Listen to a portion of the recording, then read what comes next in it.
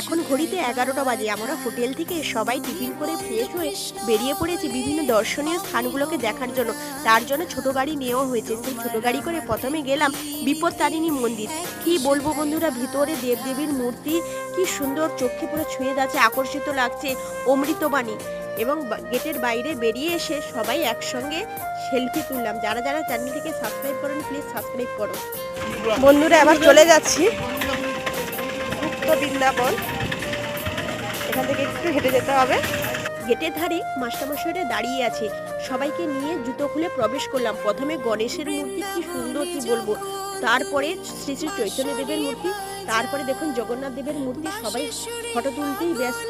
কি সুন্দর কি অপূর্ব বন্ধুরা, বোঝাতে পারছি না, এত সুন্দর।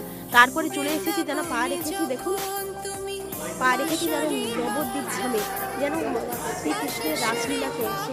এত সুন্দর